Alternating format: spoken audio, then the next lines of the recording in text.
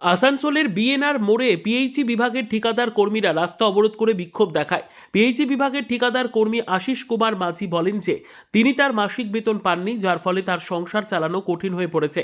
তিনি ব্যাখ্যা করেন যে তিনি এই বিষয়ে পিএইচই বিভাগে বেশ কয়েকবার আবেদন করেছেন, কিন্তু তার আবেদন কানে আসেনি। তাই আজ তাকে বিএনআর মোড়ে রাস্তা অবরোধ করতে বাধ্য করা হয়েছে। তিনি বলেন যে তার দাবি পূরণ না হওয়া পর্যন্ত তার প্রতিবাদ অব্যাহত থাকবে। আরেক ঠিকাদার কর্মী বন্দনা রায় বলেন যে সেপ্টেম্বর থেকে তার বেতন বকেয়া রয়েছে। ডিসেম্বর শেষ হতে চলেছে, কিন্তু তিনি এখনও তা পাননি, যার ফলে আর্থিক সমস্যা হচ্ছে। তিনি বলেন যে তিনি কাজ চালিয়ে যাচ্ছেন পশ্চিম বর্ধমান জেলায়। প্রায় 1200 পিএইচই ঠিকাদার কর্মী আছেন যাদের বেতন বকেয়া রয়েছে। তিনি বলেন যে যখন তিনি তার সংস্থার সাথে কথা বলতে যান তখন তারা তাদের দায়িত্ব এড়িয়ে যান। দাবি করেন যে সরকারের টাকা এখনও আসেনি, যার কারণে তারা দিতে পারছেন না। বন্দনা রায় বলেন যে আজকের প্রচারণার মাধ্যমে তিনি জনসাধারণকে বোঝাতে চান যে সরকার তহবিল আটকে রাখার কারণে তিনি তার বেতন পাচ্ছেন না।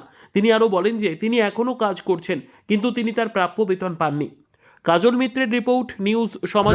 কর্মসূচি হচ্ছে আমরা পিএইচই ঠিকা কর্মী, আমাদের আজকে দীর্ঘদিন ধরে আমরা কর্ম দিয়ে যাচ্ছি, কিন্তু আমরা প্রতি মাসে বেতন পাচ্ছি না। দীর্ঘদিন বেতন না পাওয়ার জন্য আমাদের পরিবার চালানোর খুব অসুবিধায় পড়েছি।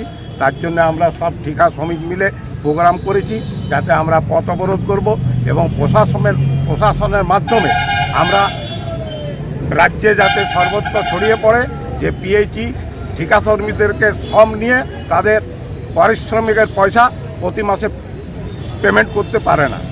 এটাই আমাদের মেন উদ্দেশ্য। আমরা এখন যতক্ষণ পারবো আমরা এখানে পথ অবরোধ।